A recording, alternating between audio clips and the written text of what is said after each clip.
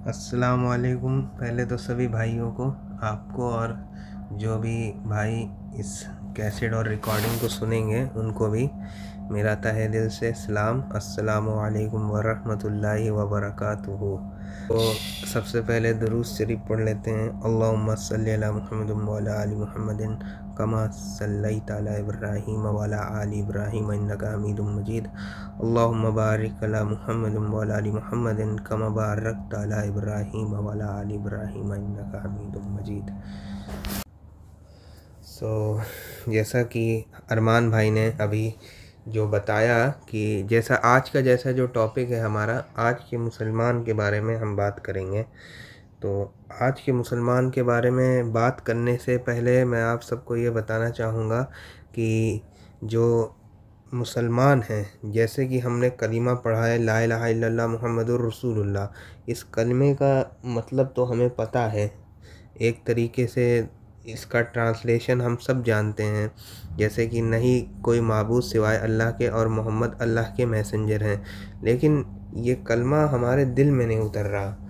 Main मकसद ये है कि अपन मुसलमान होते हुए भी दो नंबरी के काम कर रहे हैं। जैसे फ़लाह के पास चले गए, फ़लाह के नाम के ब्रांड को हम यूज़ कर रहे हैं। मतलब हमारा ईमान, मुसलसल ईमान तो है ही नहीं देखा जाए वाकई तौर पे, क्योंकि मुसलमान का मतलब ही यही होता है, मुसलसल ईमान वाला। हम दाढ़ी रखे हैं, हम टोपी लगाए हैं, हम 5 वक्त की नमाज़ पढ़ रहे हैं, लेकिन हम किसी का हक मारने में पीछे नहीं हटते। हम किसी औरत को या किसी लड़की को उस नज़र से देखते हैं जिस नज़र से नहीं देखना चाहिए। मतलब हम अपनी नज़रों की भी हिफाजत नहीं कर रहे हैं। और दूसरी चीज़ देखा जाए तो साथ ही साथ लोगों का हक मार रहे हैं, अपने भाई बहनों का और अपने रिश्तेदारों का, यतीमों का। ये तमाम चीज़ें हम कर रहे हैं और बेखौफ होकर कर रहे हैं, जबकि अल्लाह के नबी ने इन सारी चीज़ों से हमें मना फरमाया था।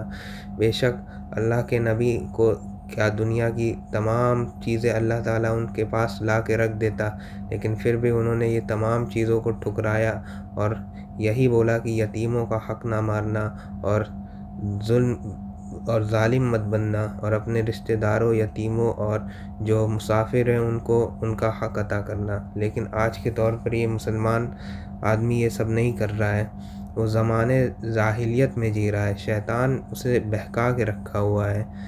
शैतान ने उसको मानो कब्ज़े में कर लिया है।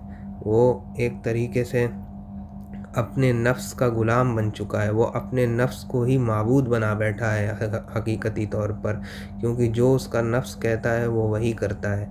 वो नफ्स के अगेंस्ट कोई भी काम नहीं कर पा रहा है। तो मेन चीज़ यही है, नफ्स को कंट्रोल करना इतना आसान नहीं है, लेकिन नामुमकिन भी नहीं है। अगर हम अल्लाह और अल्लाह के रसूल के बताए हुए रास्ते पर और उनके फर्माबरदारी करेंगे तो इंशाअल्लाह ज़रूर हम अपने नफ्स को भी कामयाब कर लेंगे और अपनी दीन और दुनिया भी संवार लेंगे। अभी मैं आप लोगों को एक हदीस के बारे में बताऊंगा, जो कि मुझे उतनी तफसीर से याद नहीं है, लेकिन मुझे उस हदीस का वाक़या पता है। मुझे उस हदीस का वाक़या और उस हदीस की कहानी मालूम है। कि मैं आपको ये बतलाना चाहता हूँ कि एक बहुत बड़े अल्लाह के वली थे, जो 5 वक्त की नमाज़ भी पढ़ते थे और तमाम एक तरीके से ये मानिए कि अल्लाह के बहुत करीब थे। मतलब एक तरीके से बुज़ुर्गाने दीन थे, और वो मतलब जवान थे, लेकिन उनकी इबादतें इतनी थी कि अर्श से लेके फ़र्श तक की इबादतें, मतलब फ़र्श तक पहुंच जाती थी। वो इतना इबादत गुज़ार बंदे थे।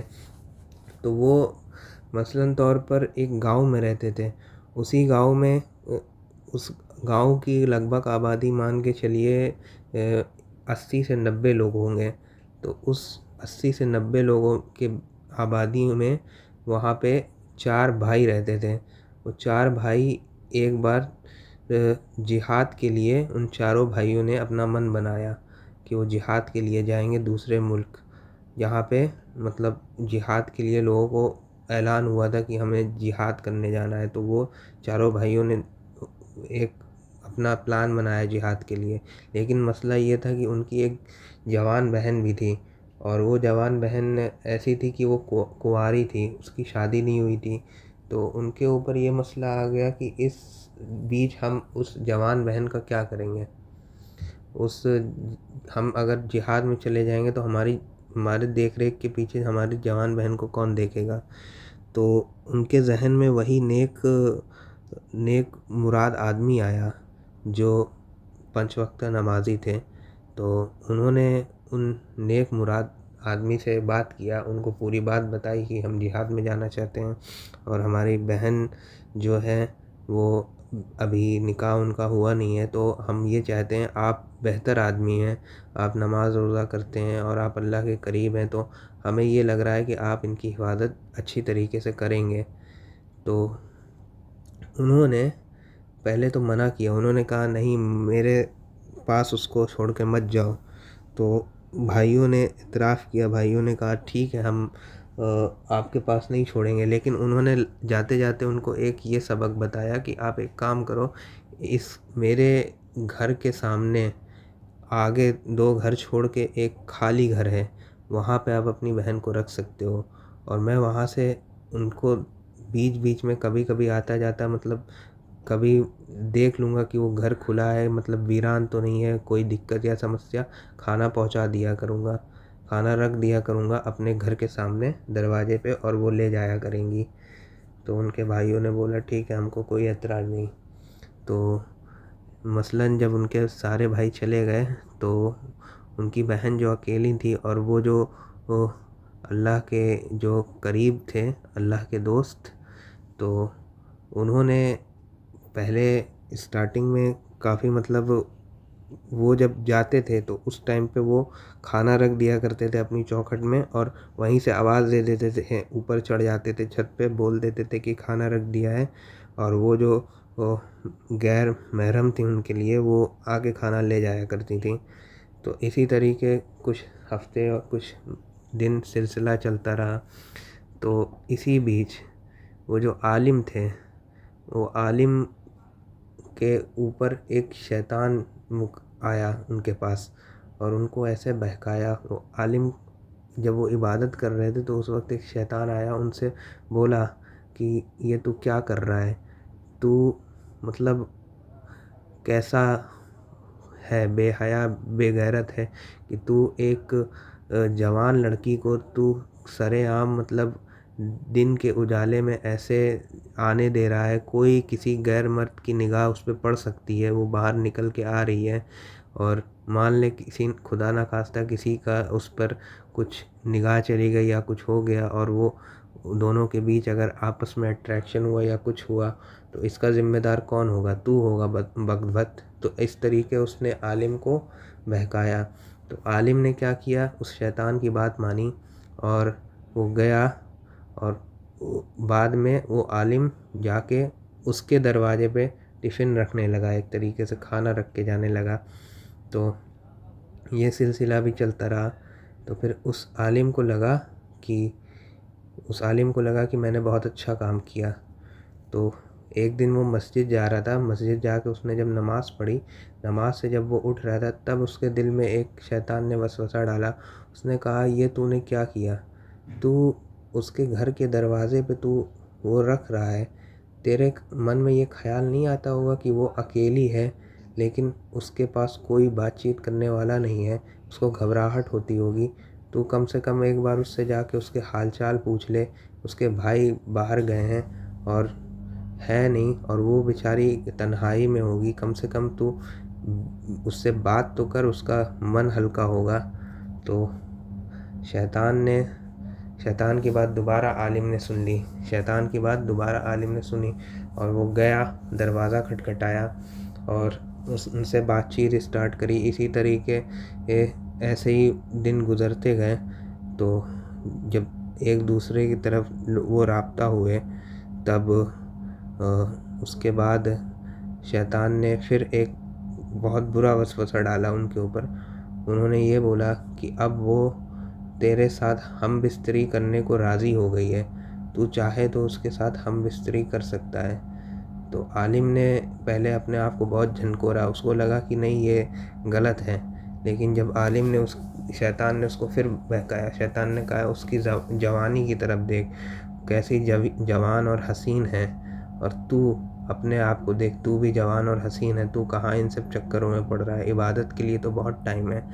तो आलिम ने बिना सोचे समझे शैतान की बात मान ली और उस लड़की के साथ उसने ज़िना कर लिया।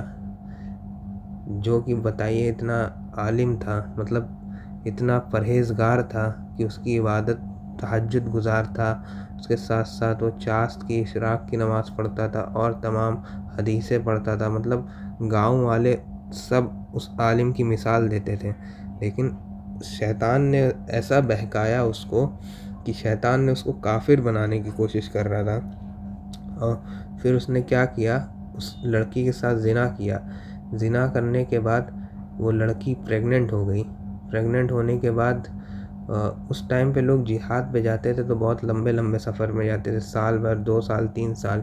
तो उनके भाई जब तक नहीं थे तो फिर उस आलिम ने क्या किया, उस जो लड़की से वो औलाद हुई, उस औलाद को दफन कर दिया उस आलिम ने, ताकि उसके करतूत पता न चले। शैतान ने भी उसी को वही बहकाया था। उसने यही कहा कि अगर ये पता चल गया किसी को कि तूने इसके साथ ऐसा किया है तो तेरी थू-थू हो जाएगी, तू जो इतनी इबादतें करता है सब तेरे ऊपर थूकेंगे। तो उसको कुछ नहीं समझ में आया। शैतान ने यही बोला कि तू इसको एक काम कर, मार दे या दफना दे। तो उस बच्चे को या बच्ची को दफना दिया आलिम ने। फिर उसके बाद शैतान ने दोबारा बहकाया। शैतान ने कहा कि तूने उसको तो दफना दिया, लेकिन तूने ये सोचा एक बार भी कि वो जो औरत है, वो जो लड़की है, वो अगर अपने भाइयों से ये ज़िक्र कर देगी तब तेरा क्या होगा। तो आलिम को डर सताया तो आलिम ने उसको भी मार के दफना दिया उसी कब्र में। और फिर कुछ दिन बीत गए, कुछ महीने, फिर वो 4 भाई जिहाद से आए वापस। तो उन्हें अपने बहन का पता नहीं मिला। तो उन्होंने आलिम से पूछा कि हमारी बहन कहाँ है। तो आलिम ने शर्मिंदगी के साथ, मतलब एक दुख के साथ बताया कि वो तुम्हारी बहन तो बहुत बीमार हो गई थी, वो इस दुनिया से रुखसत हो गई। तो मैंने उसका जनाज़े को दफना दिया और उसकी नमाज जनाज़ा पढ़वा दी थी। तो अब वो इस दुनिया में नहीं है। तो ये सारी चीज़ें सुन के उनके भाई बहुत रोए। उनको लगा कि हाँ, ये बंदा सच बोल रहा होगा कि उसने मार दिया, मतलब उसको दफना दिया। तो जब एक मर्तबा क्या हुआ कि शैतान बड़े वाले भाई के ख्वाब में आया और उससे बोला कि वो तुम्हारी बहन को मरी नहीं है, उसको उस आलिम ने मारा है और उस कब्र में खोदा है।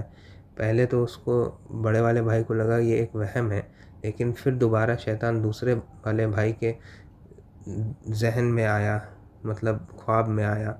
दूसरे वाले भाई को भी यही बोला, तीसरे वाले भाई के ख्वाब में भी यही बोला। तो जब सबसे छोटे वाले भाई के ख्वाब में भी आया तो उसने तफ्तीश करना शुरू करी। 3 भाई तो नहीं माने, लेकिन चौथे भाई ने जब तफ्तीश करना शुरू करी तो तीनों भाई भी उस चीज़ में रज़ामंद हो गए। जब उन्हें लगा कि हाँ, चौथा भाई भी अगर कुछ कर रहा है तो इसका सपोर्ट करें। तो फिर उसके बाद आलिम को बुलाया और आलिम को पूछा कहाँ है, उसको धमकी दी। तब आलिम ने सारी सच्चाई बताई कि ऐसा ऐसा हुआ।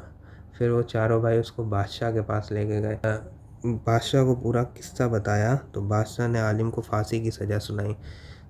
बादशाह ने आलिम को फांसी की सज़ा सुनाई तो आलिम के पास फिर शैतान आया। शैतान फिर कान में बोला कि मैं चाहता हूँ तुझे इस सज़ा से निकलवा सकता हूँ और तू बच जाएगा, बस एक काम कर दे। तो आलिम ने कहा बोल, अब तूने मुझे यहाँ तक तो लिया है, अब क्या आखिरी काम तेरा रह गया है। उसने कहा तू कुछ ऐसे कलिमात पढ़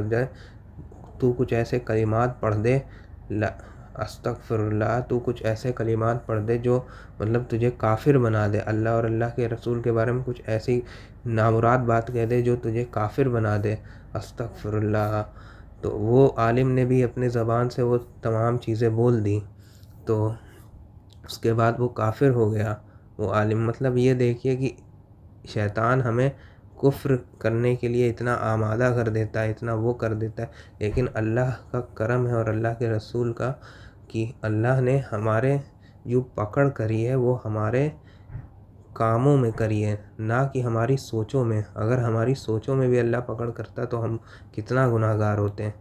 अल्लाह ने यही बोला है कि जो हमारे आखिरी नबी की उम्मत होगी, हम उनके जो गुनाह होंगे उनके गुनाहों में उनकी पकड़ होगी, ना कि उनकी सोचों में। जब तक वो अपने ज़ुबान से या अपनी हरकतों से कुछ गलत करेंगे नहीं, तब तक वो गुनहगार नहीं होंगे।